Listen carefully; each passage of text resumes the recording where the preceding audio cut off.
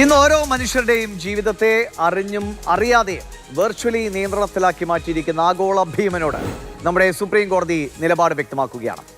ഇന്ത്യയിൽ നിങ്ങൾക്ക് പ്രവർത്തിക്കണമെങ്കിൽ ഈ രാജ്യത്തിന്റെ നിയമങ്ങൾ പാലിക്കണം. അതിന് തയ്യാറല്ലെങ്കിൽ രാജ്യം വിട്ടുപോവുക. ഇന്നത്തെ പ്രൈം സ്റ്റോറി കോടതിയുടെ ഡിസ്ലൈക്ക്. ഓരോ പൗരന്റെയും അവകാശങ്ങൾ സംരക്ഷിക്കാൻ പ്രതിജ്ഞാബദ്ധമാണ് രാജ്യവും കോടതിയും.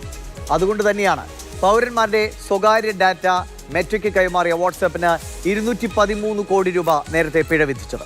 എന്നാൽ വാട്സാപ്പും മെറ്റയും ഇതിനെതിരെ സുപ്രീം കോടതിയെ സമീപിച്ചു.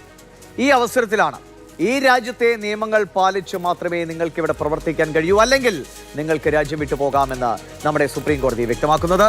ബി ബാലഗോപാൽ പറയും വിശദാംശങ്ങൾ. ബാലഗോപാൽ, ഏറ്റവും നിർണായകമായൊരു തീരുമാനം, നിർദ്ദേശമാണ് സുപ്രീം കോടതിയുടെ ഭാഗത്തുനിന്നുണ്ടായിരിക്കുന്നത്. എന്താണ് കോടതിയിൽ നടന്നതും വാദപ്രതിവാദം?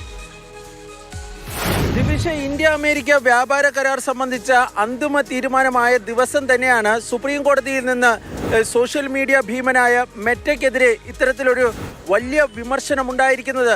സുപ്രീം കോടതി ഈ സ്വകാര്യതാ നയവുമായി ബന്ധപ്പെട്ട് മെറ്റയുടെയും വാട്സപ്പിൻ്റെയും സ്വകാര്യതാ നയവുമായി ബന്ധപ്പെട്ട ഹർജി പരിഗണിക്കുന്നതിനിടയിലാണ് ചീഫ് ജസ്റ്റിസിൽ സൂര്യകാന്തിൻ്റെ അധ്യക്ഷതയിലുള്ള 3-അംഗ ബെഞ്ചിൽ നിന്ന് ഈ പരാമർശമുണ്ടായത്. ഇന്ത്യയുടെ ഭരണഘടന അനുസരിച്ചുള്ള നിയമങ്ങൾ പാലിക്കാൻ വേണ്ടി കഴിയില്ല എങ്കിൽ മെറ്റയ്ക്കും വാട്സപ്പിനും രാജ്യം വിട്ടു പോകാമെന്നാണ് ചീഫ് ജസ്റ്റിസിന്റെ അധ്യക്ഷതയിലുള്ള ബെഞ്ച് വ്യക്തമാക്കിയത്.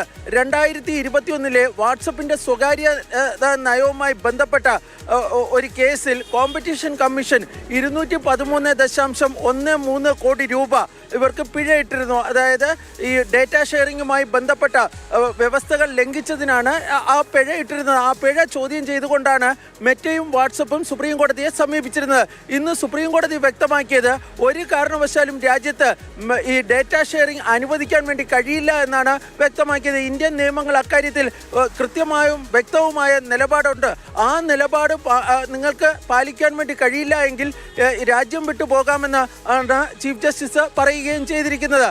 ഈ പൗരന്മാരുടെ ഡേറ്റ വെച്ച് കളിക്കുവാൻ ആരെയും അനുവദിക്കില്ല എന്നും ചീഫ് ജസ്റ്റിസിന്റെ അധ്യക്ഷതയിലുള്ള ബെഞ്ച് വ്യക്തമാക്കുകയും ചെയ്തു.